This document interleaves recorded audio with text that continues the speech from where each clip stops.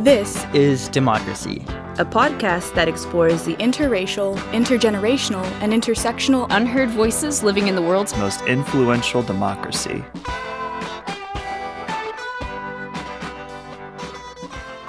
Welcome to our new episode of This is Democracy. Today we're going to discuss the history of the Republican Party. Where did the Republican Party come from, particularly in the mid-20th century? It, of course, has an earlier history, but we're going to talk about the mid-20th century history of the Republican Party and its development, its evolution and devolution from the mid-20th century to today. And we'll also talk about how the history of the Republican Party can inform us about where the party might be going. We're joined by the foremost scholar of the history of the Republican Party, the person who's written the most important work on the history of the Republican Party in the 20th and 21st centuries, my friend Geoffrey Kabaservice. Jeff is the director of political studies at the Niskanen Center in Washington, D.C. He's the author of several books, including The Guardians, Kingman Brewster, His Circle, and the Rise of the Liberal Establishment, which is a really terrific book about one of the key figures in establishment Republican Party politics in the mid-20th century through the 1960s. And then he wrote an even more important book, Rule and Ruin, The Downfall of Moderation and the Destruction of the Republican Party from Eisenhower to the Tea Party. Jeff most recently published another piece. He publishes all over the place. He published a most recent piece in the Washington Post called The Forever Grievance on the recent years of the Republican Party and where the Republican Party might be going from where it is today. Jeff, thank you for joining us today. Thank you, Jeremy. It's great to be back here and also to be reminded of our time in the archives together when we were both graduate students in history at Yale. That's right. Jeff and I got to know each other very well when we spent long days working through musty old papers in the Yale University archives. Glory days, Jeff, yes? Oh, yeah. Before we turn to our discussion of the history of the Republican Party, we have, of course, our scene-setting poem from Mr. Zachary Suri. What is the title of your poem today, Zachary? It's a long one. It's titled For Joseph McCarthy and His Brethren in Moral Promiscuity. Wow, McCarthy and moral promiscuity. I'm a little concerned about where we're going. Let's hear it. Twice gone from persecution, I crossed the sea in countless boats and discovered your humanity in 76's sacred notes. Far from the banks of promised lands, one came in chains, the other on the sea. And then you fought a long-fought fight to make this stolen land more free. Blood dripped, the rivers sipped, and oceans touched the shores of Camelot. And now, beyond the aching bones of ignorance, you've sat for thoughtless years and wondered at the power of the murmurs and the fears. Far from the arms of incapacity, you've turned the migrants from the door and hoped to see our future still in sky-high department stores. Too far from vulnerability, you've formed the pillars of cathedrals and found your gaze on golden heights above people tortured by the needles. Removed from truth, equality, you've reached for automobiles and watched paper dancing elephants above emaciated squirrels. Your streets are always flooding with what remains of Mother Nature, sweeping back her poverty from the steps of your legislatures, where, in 76's sacred notes, I see the reflection of the boats and the memory of your humanity, the promises from across the sea. Where, in the memory of 63, I find a picture less of you and more of me, the single portrait of the iceberg Atlantic that has hit your long-gone sinking Titanic. That closing note on the Titanic, Zachary, that really sneaks up upon you. What is your poem about? My poem is really about the rise of the Republican Party in the late 19th century around sort of shared humanity and success, and how that sort of deteriorated to the point where we find ourselves today, very far from the founding ideals of the party. Well, that's a great place to start, Zachary. Jeff, the Republican Party in the mid-20th century, during the Great Depression and World War II and thereafter, it was very different from the party of Lincoln, of course, and the party that we see today. Can you describe what the party was about and how one thinks about the positions and leadership of the Republican Party mid-20th century? Well, thanks again for that introduction, Jeremy, and thank you, Zachary, for that poem, which I thought was terrific. The Republican Party is, in a funny way, our last example of a successful third party. It displaced the previous second party, the Whigs, and it was cobbled together from anti-slavery Whigs, but also from some other minor parties like Free Soilers and even the Know Nothing Party, which in many ways is kind of a precursor to the xenophobia and nationalism of much of the Republican Party right now. But of course, it was the Republican Party that brought us one of our greatest leaders, Abraham Lincoln, who also was one of the world's great leaders. And Lincolnism and the Lincoln tradition really defined the Republican Party for most of its first century. There really was a deeply held and dearly held belief in the Lincolnian heritage of civil rights and civil liberties. And that defined the party, even though it was usually the more conservative of the two parties in terms of its sympathy toward industrialization and the fortunes of business.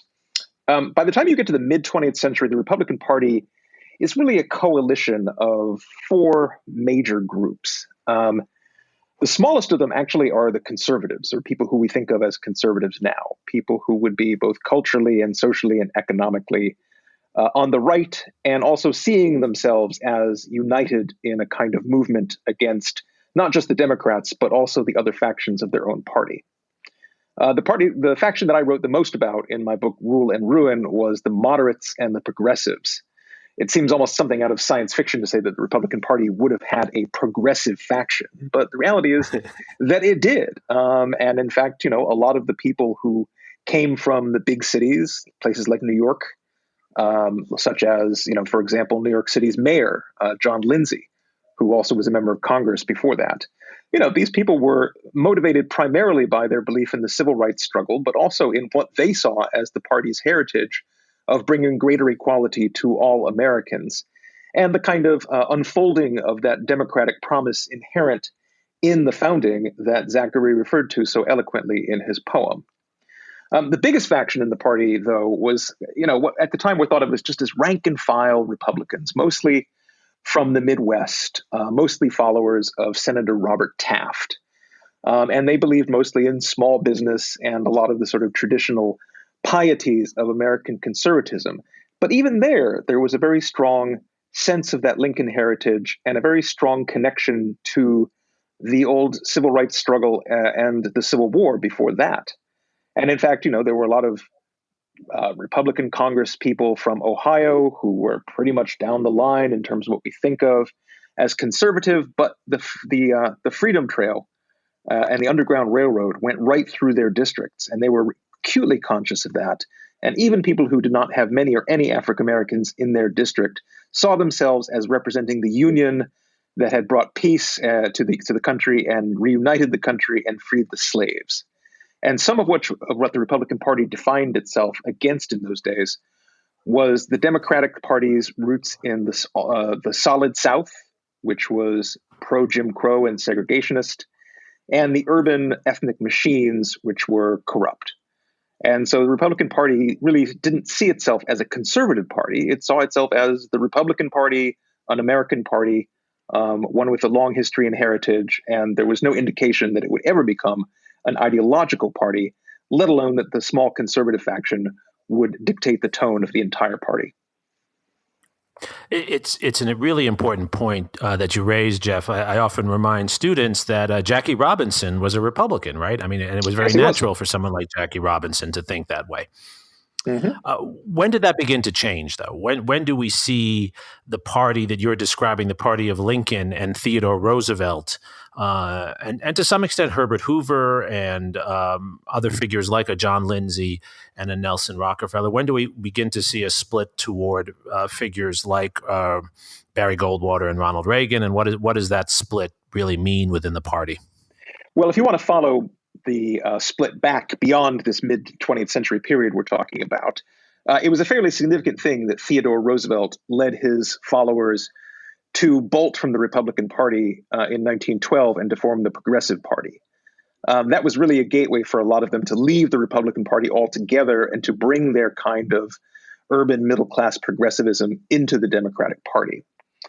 But I think, another significant development was when Franklin Roosevelt came to power, representing those old progressives and his uncle to some extent, and also then enticing away a large percentage of the African-American electorate into the Democratic Party again, because, the African-American voters mostly had stayed with the party of Lincoln, the party that freed the slaves. But the Democratic Party spoke more to their material interests and concerns, and gradually over time became the more pro-civil rights party. Though the Republican Party, like I said, still retained a lot of that civil rights awareness and heritage. But one of the major turning points in the evolution of conservatism was the formation of the sort of new conservative movement under William F. Buckley Jr., with the foundation of National Review magazine in 1955. That really became the intellectual flagship and the organizing principle for the conservative movement to come. And that also led to Barry Goldwater's receiving the Republican presidential nomination in 1964.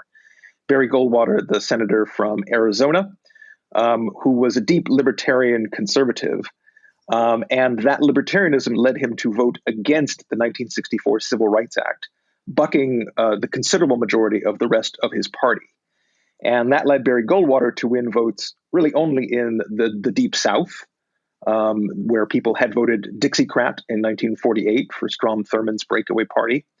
And that gradually over time led to the incorporation of these Southern, at least somewhat reformed segregationists into the Republican Party, particularly with Richard Nixon's Southern strategy in his 1968 presidential campaign. And Jeff, why did that happen? I mean, I think what you've described has been well documented by you and a number of other historians. But why did that happen? Why did these progressive Republicans and other Republicans, why did they switch parties in this way? Well, I think the basic reason is that most of American history has been a story of utter domination by one party or the other. And for most of the mid-20th century, it was domination by the Democratic Party.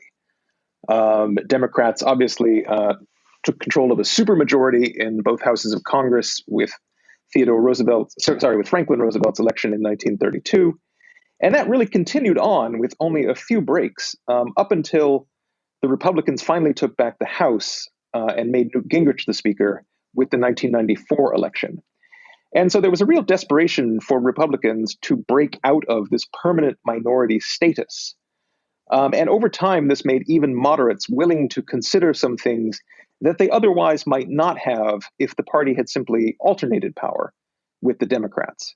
It would have been a very significant movement, for example, if when Strom Thurmond switched parties and came over as senator from South Carolina from Democratic to the Republican parties, if the Republicans had not given him seniority on their committees, or if they had rejected his bid to become a Republican altogether, if they could have said, no, what you stand for, the segregationist traditions you've upheld are simply too alien to what the Republican Party is about.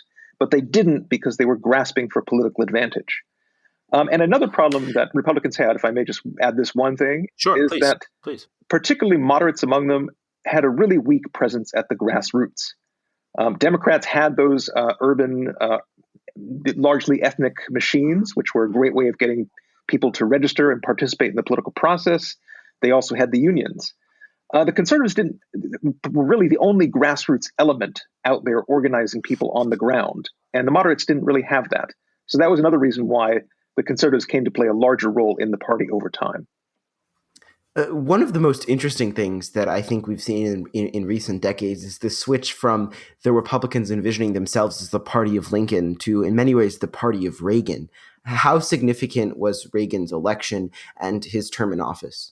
I think Reagan's election was very significant, but not quite for the reason that people think. There's this kind of assumption that you even hear political historians make, which is that the Republican Party became conservative when Barry Goldwater got that presidential nomination in 1964, and it's remained conservative ever after. And to quote George Will's witticism, Barry Goldwater did win the presidential election in 1964. It's just that they didn't get around to counting the votes until 16 years later. But in fact, the Republican Party did not become conservative after Goldwater's victory. In fact, the conservatives had a real demotion within the party because not only did Goldwater lose in a landslide, but he really took down so many Republicans on the ballot below him, not just in Congress, but also at the levels of state legislatures and governors and even local authorities, because his conservatism was simply that unpopular. And that is what gave Lyndon Johnson the ability to pass what amounted to a second New Deal. But that kind of progressive overreach that you saw in the Great Society was part of what led to a rapprochement between conservatives and moderates, and gradually building strength in both factions. Now, it happened that Ronald Reagan was the most talented political performer of his era, and he came pretty close to toppling Gerald Ford for the Republican nomination in 1976. Ford, of course, was the incumbent after Nixon had resigned in the wake of Watergate. And then Reagan won outright in 1980. But Ronald Reagan in 1980 was not campaigning as Barry Goldwater reborn. Barry Goldwater's political platform was much further to the right than Reagan's was. Barry Goldwater wanted to abolish the social safety net that had come into being with the New Deal, and wanted to get rid of Social Security, for example, wanted to give battlefield commanders access to nuclear weapons, derided Americans' craven fear of death, it being unwilling to go to nuclear war against the Soviet Union. Reagan was none of those things, and in fact, he was a big tent Republican. He had a lot of support from moderates, and he made it very clear to his conservative allies that they were not to purge these moderate Republicans, whom the party needed. They were not to deride them as rhinos, Republicans in name only. And there, in fact, was a great deal of cooperation between the moderate faction and the conservative factions on issues like supply-side economics, which at that time were thought to be the remedy to economic dislocation under Jimmy Carter. So when people talk about Reagan, they're really remembering an idea that they have about Reagan as the pure culture warrior that actually wasn't the case. And it brings us back to a point you raised earlier when you brought up William F. Buckley as well. I mean, one of the real struggles the Republican Party had in the 50s and to some extent the 60s that you've written about, Jeff, was to purge itself of McCarthyism to some extent, and even more in more extreme forms to purge itself of the John Birch Society and other white supremacist groups, and to make it clear that although the party was critical of certain civil rights legislation, it was not the party of white supremacy. How did they do that? How did they walk that balance in that period? Well, I slightly dissent from the view you've laid out in the sense that I don't think William F. Buckley Jr. ever really repented of his McCarthyism. And to some extent, that has remained in the conservative DNA. But it's true that Buckley wanted the conservative movement to be intellectually respectable.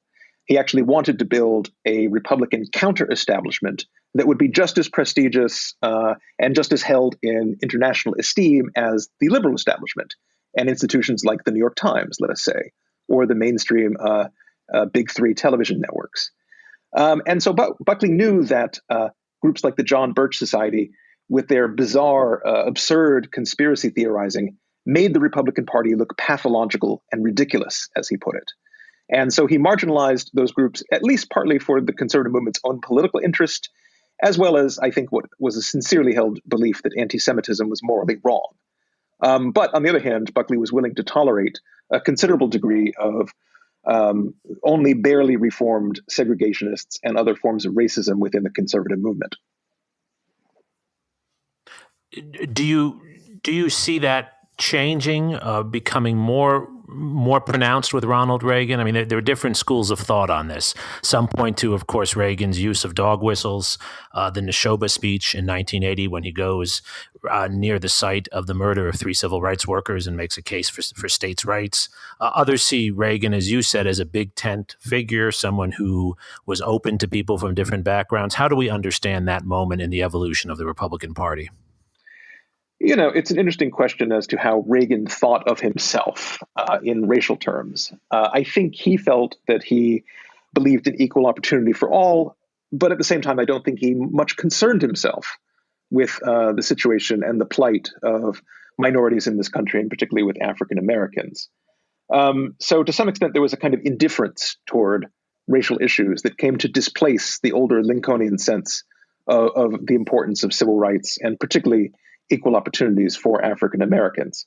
But as I said, that was not really a conscious attitude on the part of Reagan. It was just a kind of approach that came to permeate the larger party. But on the other hand, yeah, go ahead.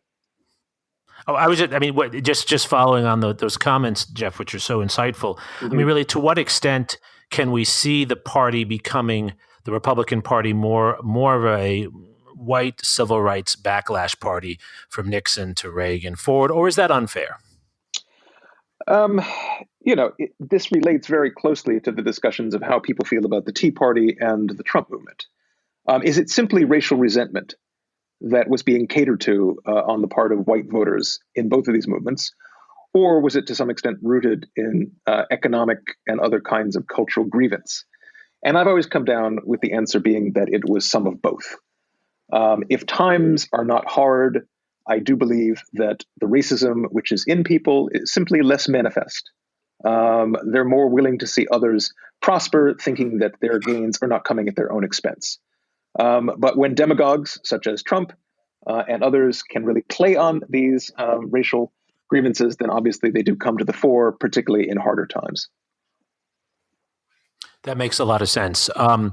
Before we talk about Trump, who's of course the elephant or the orange blimp in the room, before we get to that, what about evangelicals? One of the other striking phenomena is the rise of the evangelical movement in the United States and its increasing attachment through the 1980s, in particular, and thereupon to the Republican Party. How do we understand that connection?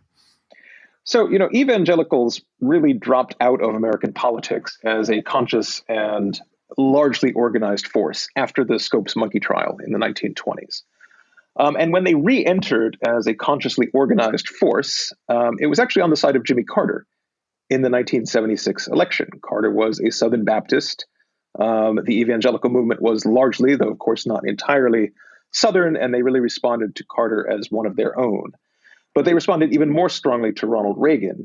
And that really is the date at which the evangelical movement began to provide the kind of grassroots conservative organizing capacity that the Republican Party really had lacked up to that time. So evangelicals do become a very important component of the Republican Party. But I think where a lot of progressive historians and just people on the left generally go a bit far is thinking that this means that the evangelical movement controls the Republican Party. And I simply don't believe that to be the case. I struggle against people every day on Twitter who believe this. But the reality is that the evangelical movement is a lot more internally variegated than people tend to believe. There are distinct generational and regional differences in terms of where people's belief in God puts them in their politics. And the evangelical movement also really has not achieved the kind of successes that Republican politicians like to promise them, but don't deliver on. And so here we are, lo these many years later, and Roe versus Wade has been weakened, but it has not been overturned. And America, in nobody's mind, has returned to the kind of godly commonwealth that some of the evangelicals thought it might under Republican domination. So I think evangelicals are an important force. But you can certainly over-exaggerate their role. That's a very insightful analysis, and of course it's particularly ironic that a number of the presidents the evangelicals have supported, particularly Ronald Reagan and Donald Trump, are individuals who do not, by any stretch of the imagination, live the lifestyle that an evangelical would espouse for one's own followers. Right. Right. All too true.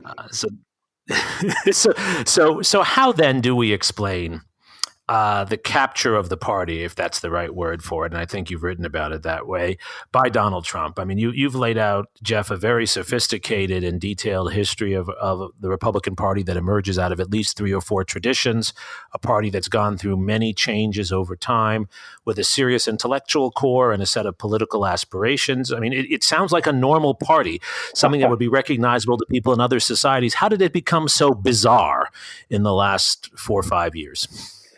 Well, I think it's been an unfolding of the conservative movement, then meeting the unique personality of Donald Trump. So to give you where I think the real starting point is, when Newt Gingrich becomes leader of the House Republicans, he consciously takes the Republican Party in an anti-institutional direction. He believed that the American people would never actually vote to give Republicans power at the level of the House of Representatives unless they lost faith in the Congress as an institution. So he very consciously set out to destroy Americans' faith in this and other institutions. And Julian Zelizer lays that out marvelously well in his book, Burning Down the House, which came out earlier this year, and really focuses on the period leading up to Gingrich's becoming House Speaker, but stops well short of that, really focusing on his toppling of Democratic Speaker Jim Wright. And Gingrich was the person. We had Julian on. I'm sorry, Jeff. Yes, I apologize for interrupting you. We had Julian on the podcast. I don't know. I think a couple of months ago. So our listeners should be familiar with his work. I apologize for interrupting you. Please go ahead. No. He's great. And I reviewed his book for the New York Times, and I thought it was marvelous. But it really was Gingrich who set the Republican Party on this kind of anti-institutional, anti-establishment bent, which built upon strains that were already evident in the conservative movement, but really hadn't come to the fore. And this intensifies with every passing year, and you start then to get litmus tests about who's a real Republican versus who is a rhino, a Republican in name only. And the party starts to lose its moderates, and it starts to become uncompetitive in places like New England, which once had been the very core of the Republican Party. And it continues through this movement, and the Tea Party accelerates this development because as I've written in a few recent pieces, the Tea Party really was an anti-establishment movement. It was as much directed against the Republican Party's own establishment as it was against the Democratic Party. And it really built upon a sort of loss of trust by Americans, not just conservatives, in all institutions, not just in Congress. And this really led to the Republican Party becoming an ideological monolith of conservatives, but also a party that was incapable of governing. Because to govern is to compromise. And if you believe in ideological purism, then compromise is a defeat and a betrayal. And this kind of hollowing out of the internal diversity of the Republican Party made it incapable of coming up with policy solutions, which is why their attempt to repeal and replace Obamacare utterly failed. And then it left them vulnerable to a hostile takeover by Donald Trump. If you don't actually have a kind of internal diversity in your party, if you're just used to sort of following litmus tests and taking orders, then you'll take orders from a charismatic leader, even if the policies that he's putting forward, or at least the beliefs, are really completely at variance with a lot of what you have grown up believing. What I don't understand, Jeff, is what happened to all those figures who were establishment Republicans, if we can call them that. Where did they go? I mean, many of them remain in the party. I mean, these are the Mitch McConnells, the John Cornyn's, the George W. Bushes. Where did they go, and how were they silenced, or how were they coerced into these what seem antithetical positions that they've been forced to adopt? Well, there simply were fewer of those kind of moderate Republicans in the Congress, and there was also a lot less ideological overlap with their conservative Democratic counterparts. National Journal kept a graph for a number of years about how many members of both parties had ideological overlap, depending, of course, on how they were plotted along something like a Poole Rosenthal DW nominate line. And there used to be considerable overlap, and now there is none. There is complete separation between the two parties. The most liberal member of the Republican Party is well to the right of the most conservative member of the Democratic Party. And that's a big change in American history. I should also add the necessary caveat that while the Democratic Party has gone somewhat further left, it hasn't gone as far as the Republican Party has gone as far right. It's asymmetric polarization. I guess I struggle with that, and I know a lot of people I talk to struggle with that, because on the one hand, that's obvious in the rhetoric that they use. On the other hand, if you take someone like, let's take Chuck Schumer, senator from New York, who might be the next majority leader or minority leader in the Senate, and someone like John Cornyn from the great state of Texas, right, senior senator, who is still the Republican whip in the Senate. They actually agree on a lot of things. They believe in free trade. They're ardent capitalists, right? They believe in a system that provides more Social Security benefits to older people. They believe in internal investments in infrastructure. How is it that they look so different on these graphs, but yet seem to those who are really critical of American capitalism, they look like they're pretty much the same on many issues? I persist in what seems an old-fashioned belief that Americans still agree on more than what they disagree on. And to some extent, I think those kind of underlying beliefs are shared by most members of both parties in Congress. But the reality is that the kind of cooperation that was once routine under presidents as dissimilar as Lyndon Johnson and Ronald Reagan has now really broken down. And this is largely motivated on the Republican side by fear of the base. If the only thing you have to worry about in terms of retaining your power in the Senate is being outflanked from your right in a primary election, then that motivates you to hew to a conservative or Trumpist line, whatever you perceive the base as wanting. And it's been a long time since I can really think of a lot of Republicans standing up for what they believed in, even if the base did not, and even in some cases fighting with the base. I mean, the last prominent Republican of that sort was John McCain, which is why I think so many Americans miss John McCain right now. Where do you see the future of the party going? I mean, this election cycle, we had John Kasich and Sidney McCain both endorse Biden and speak at the Democratic Convention. Is the Republican Party too far past that moderate moment? How do I put this? The late Rabbi Jonathan Sacks distinguished between hope and optimism. Optimism is the belief that things will go well. Hope means that if we actually struggle consciously, things might go well. I'm not an optimist, but I still have some hope as far as the Republican Party is concerned. If there's any heartening development in recent days, it's that a lot of low-level Republican officials, whom most people had never heard of previously, have actually stood up against Donald Trump's demand that they collaborate in a kind of coup. And so, there actually is still a kind of core of the Republican Party that does believe in these common ideals that we as Americans share. But on the other hand, there are litmus tests even now being set up where if you do not profess that Donald Trump had the election stolen from him and that the Democrats are illegitimate and that Joe Biden is not a legitimate president, then you might not win a nomination for the Republican Party, and you might not get reelected if you're not willing to go along with this outrageous and baseless lie. And do you see these local Republicans, and these include, of course, governors and secretaries of state in Georgia and Arizona and elsewhere, as well as election officials at the local level in various places. Do you see them offering an alternative path for the Republican Party, or how do you understand their motivations? I think most of the people that we're talking about, people like Ben Raffensperger, the Secretary of State in Georgia, these are conservative people who don't see eye to eye with the Democrats on much. But at the same time, they didn't join the Republican Party because they had a burning desire to suppress people's votes. They didn't get into the Republican Party because they wanted to overthrow legitimate Democratic elections. And these also are people who have been responsible for the successful carrying out of the election. They know it was free and fair. And they don't actually want to say that they themselves colluded in this fantastical idea of a plot involving Hugo Chavez's ghost.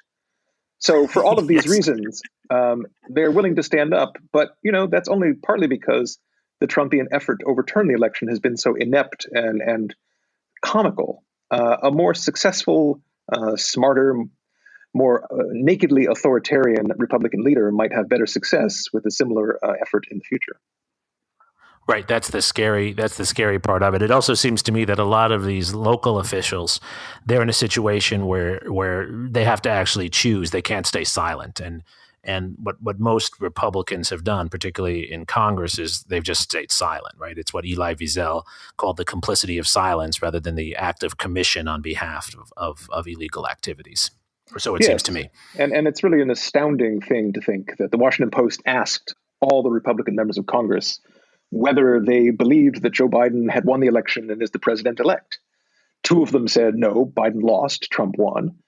Something like 27 have said, yes, Biden is the president-elect. But then you have 200 odd Republican members of Congress who are simply saying nothing. It's that cowardly silence, I would call it. Yeah, no, I've been struck by the image of many members of the Senate running away from reporters who are trying to ask them what seems like a very basic question as to who won the election. um, uh, Jeff, looking forward, and this builds on the excellent piece you wrote in the Washington Post. We need, as you've argued and others have argued, we need a healthy two-party system. Our system doesn't function well when one party, either left or right, is just committed to tearing things down. What are the things that particularly our young listeners can do if they care about these issues and they feel drawn to, as I think many do, to some of the core positions of the Republican Party as it once was, to fiscal conservatism, to a belief in more respect for religion and society, many issues of that sort. What are the productive things that people can do to help move the Republican Party in that hopeful direction that you laid out? Well, my advice is difficult advice. I do believe that the Republican Party is the biggest problem in American political life right now. And if the Republican Party does not regain some semblance of normality and commitment to American democracy and an ability to address the common problems that we all face, then we're in for disaster. But it's all very well to be a Democrat and talk about how awful the Republican Party is and how awful conservatives are. You really have no ability to change that dynamic other than the vote you cast in elections. That's important, of course. But I think the Republican Party would be changed more than anything else if sizable numbers of college-educated, civil liberties-believing voters registered Republican. And they voted in these small turnout primary elections that give us so many Republicans who are extreme and not committed to the continuance of the American project. I think that's the basic thing. The other thing that people can do short of joining the Republican Party is be aware that the Republican Party and the conservative movement are not one unitary thing.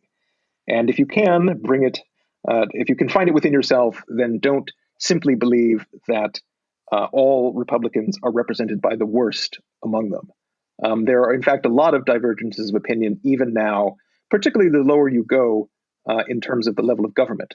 So the one place where actually there is more bipartisan cooperation than anywhere else is on the local level.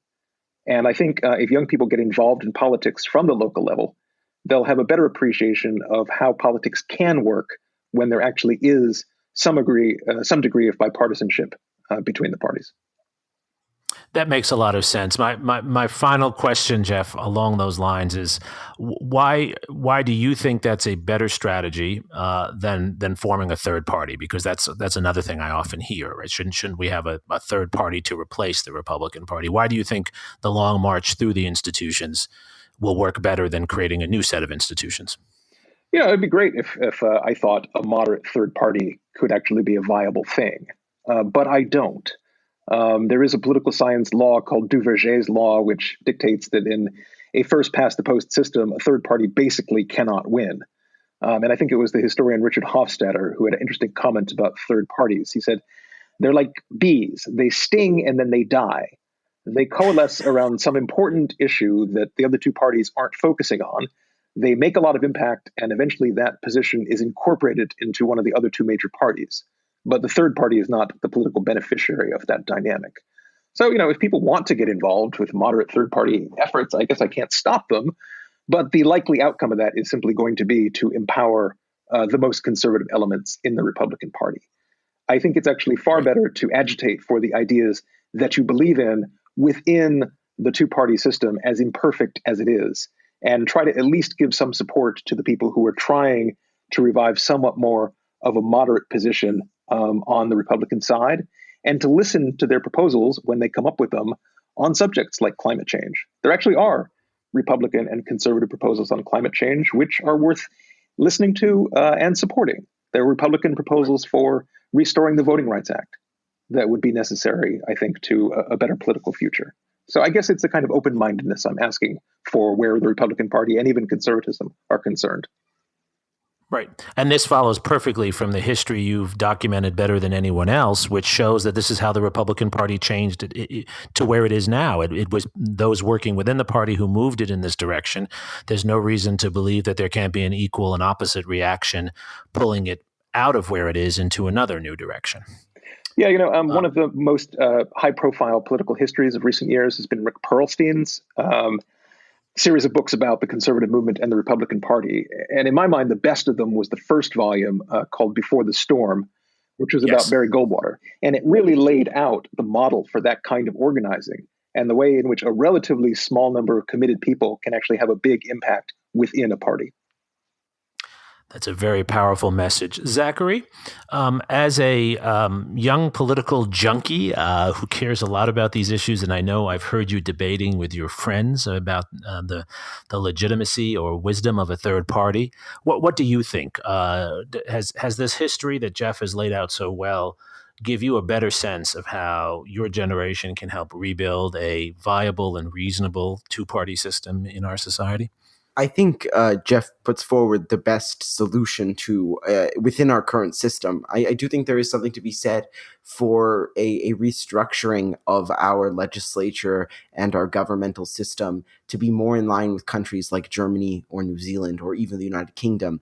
I think our system definitely has benefits that those systems don't have, but I think it is about time that we start to consider whether the structures put forth in 1783 are still relevant in the same way today.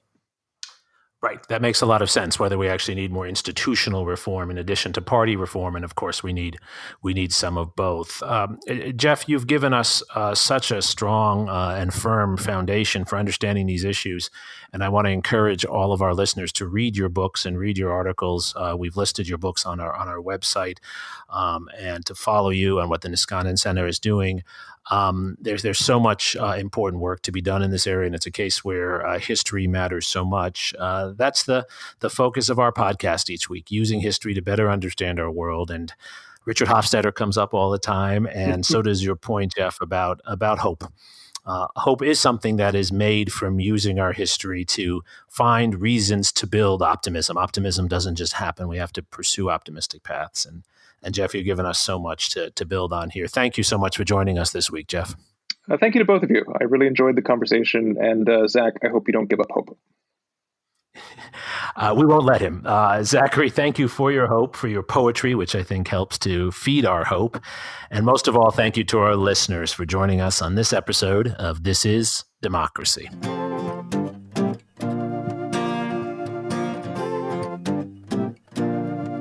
This podcast is produced by the Liberal Arts Development Studio and the College of Liberal Arts at the University of Texas at Austin. The music in this episode was written and recorded by Harrison Lemke, and you can find his music at harrisonlemke.com. Subscribe and stay tuned for a new episode every Thursday featuring new perspectives on democracy.